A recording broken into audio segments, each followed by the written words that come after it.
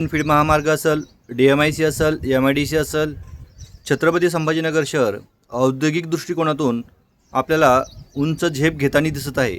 पण मित्रांनो, यामध्ये ज्या भागामध्ये DMIC होती आहे, ज्या भागामध्ये MIDC होती आहे, खऱ्या अर्थाने ज्या भागामधून जो ग्रीनफील्ड महामार्ग जातो आहे, ज्या गावामधून जवळजवळ एकूण 46 गावामधून हा ग्रीनफील्ड महामार्ग जातो आहे, त्या भागामधील बाधित होणारे शेतकरी असेल, त्या ठिकाणी बाधित होणारे गावं असतील, मित्रांनो यांच्यावरती एकंदरीत काय परिणाम होत असून तो आपण आपले पेजच्या माध्यमातून, आपल्या या यूट्यूब चॅनलच्या माध्यमातून प्रत्येक अपडेट ही शासनापर्यंत पोहोचविण्याचं काम करतो आहे।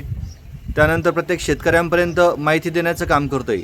तर मित्रांनो, तुमचं देखील तेवढंच काम असणार आहे की आपण पेज पाहिल्याबरोबर आपल्या चॅनलला सबस्क्राईब करून घ्या, कारण की या समोरील महत्त्वाची माहिती असेल, शेतकऱ्यांची अपडेट असेल, ती आपण याच पेजच्या माध्यमातून आपल्यापर्यंत पोहोचविणार आहोत।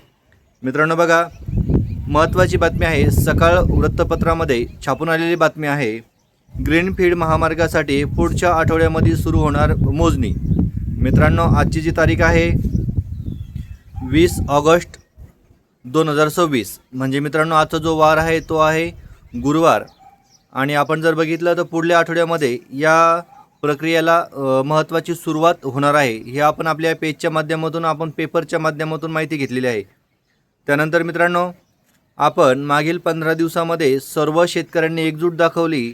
जे सर्व शेतकरी ग्रीनफील्ड महामार्गामध्ये बाधित होत आहेत, ते सर्व शेतकऱ्यांनी आपल्या छत्रपती संभाजीनगर जिल्ह्यातील पैठण तालुक्यातील आदरणीय विलाजी बापू भुमरे यांच्या माध्यमातून जे PWD विभाग असेल, ग्रीनफील्ड महामार्गामधील सर्व अधिकारी असेल, यांच्या समवेत जी महत्त्वाची बैठक लावली होती, त्या बैठकीमध्ये साहेबांनी त्यांना सांगितले होते की आपण सगळ्यात अगोदर कुठलंही काम करायच्या अगोदर सर्व शेतकऱ्यांना विश्वासात घ्या, सर्व शेतकऱ्यांची बैठक टाका आणि त्यांना शेतकऱ्यांच्या दराबाबत असेल, त्या ठिकाणी काय बाजारभाव असणार आहे, काय रेट देणार आहे, त्या संदर्भात महत्त्वाची बैठक घ्या, प्रत्येक गावागावात जाऊन भेटा आणि तरच पुढील कामकाजाला सुरुवात करा। पण मित्रांनो, आपल्याला कुठल्याही अधिकाऱ्याने असं आपल्या निदर्शनास आलेलं नाही आहे, कुठलाही अधिकारी हा गावखेड्यात गेलेला नाही आहे।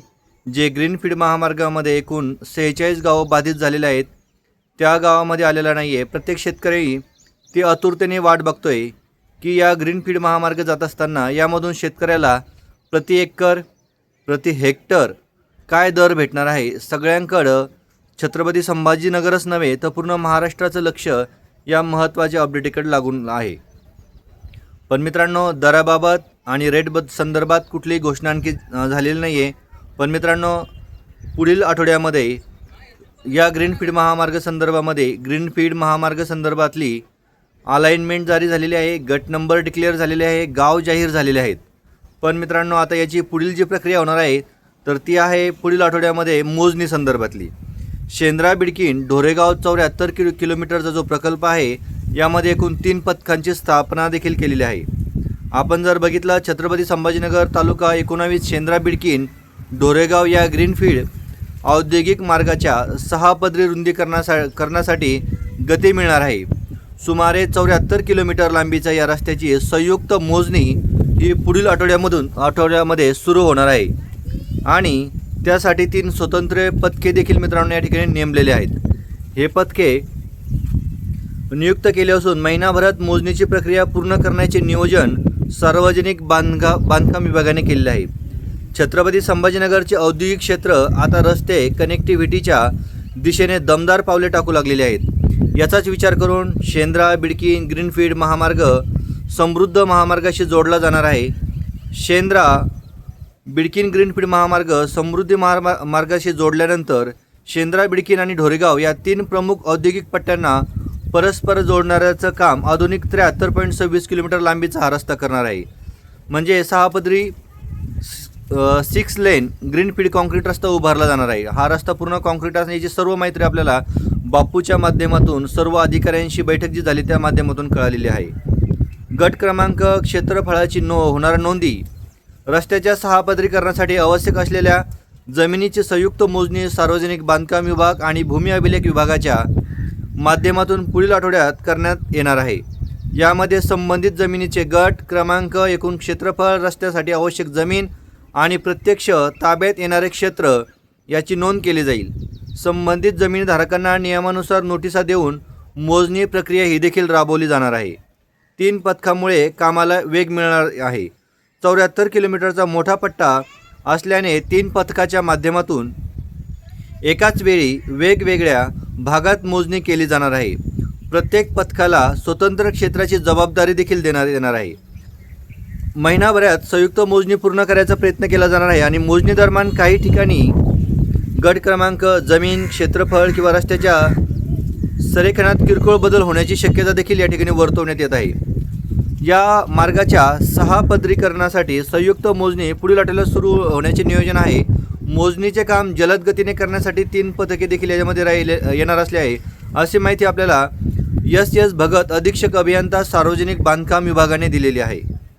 एक भाग जो आहे, पहिला भाग आहे, त्यामध्ये 2 टप्पे असणार आहे. पहिला भाग आहे करमाळ DMIC ते बिडकिंग क्षेत्र.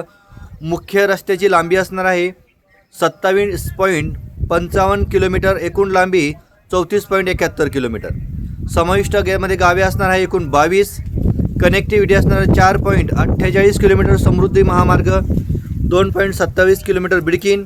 बांधकामाच्या संदर्भात एक टोल प्लाझा असणार आहे, एक मोठा पूल असणार आहे, 24 लहान पूल असणार आहे आणि 47 कन्व्हर्टर असणार आहे. हा झाला पहिला भाग. दुसरा भाग असणार आहे बिडकीन औद्योगिक क्षेत्र ते ढोरेगावपर्यंत. एकूण जो किलोमीटरचा पट्टा आहे तो आहे 35.39 किलोमीटर लांबीचा आणि 38.55 किलोमीटर लांबीचा. समाविष्ट यामध्ये गावे आहेत एकूण 26. जमीन संपादन होणार आहे 247.55 हेक्टर. कनेक्टिव्हिटी असणार आहे 6.16 किलोमीटर MIDC. बांधकामे असणार आहे, एक टोल असणार आहे, त्यानंतर एक मोठा पूल असणार आहे आणि 7 लहान पूल, 49 कन्व्हर्टर असणार आहे. या रस्त्यावरची जी वेग मर्यादा असणार आहे ती आहे, या रस्त्यावर 100 किलोमीटर प्रति तास या प्रस्तावित वेगाने धावू शकतील आणि याचा राईट ऑफ वे 6 मीटर. पर्यावरण दृष्टिकोन असणार आहे. रस्त्याच्या बाजूला हरित पट्टा विकसित करून तब्बल 14,000 वृक्षांची लागवड देखील या भागात केली जाणार आहे. पाण्याचा निचरा व्हावा म्हणून, पावसाचे पाणी साचू नये म्हणून जागोजागी पाण्याचा निचरा करणारी मोरी ड्रेनेज सिस्टम देखील उभारणार आहेत. कॉन्क्रीट स्लॅब रस्त्याच्या मजबुतीसाठी आणि उच्च दर्जाच्या सळीचा वापर करून 6 पदरी कॉन्क्रीट स्लॅब टाकणार आहेत. भक्कम पाया जमिनीचा मूळ पायावर माती व खडीचा थर, त्यावर खडीचा थर आणि मातीचा भराव करून रस्ता उंचवला जाणार आहे, म्हणजे रस्त्याची उंच हाईट केली जाणार आहे. तर मित्रांनो, पुढील टप्प्यामध्ये या रस्त्याची आणि मोजणीला सुरुवात होणार आहे. तर मित्रांनो, आपले प्रश्न काय आहेत, आपले यामध्ये काय महत्त्वाची माहिती आहे ती नक्कीच कमेंटमध्ये करा. भेटूयात अशाच वेगवेगळ्या माहितीसोबत वेगवेगळ्या व्हिडिओमध्ये. धन्यवाद.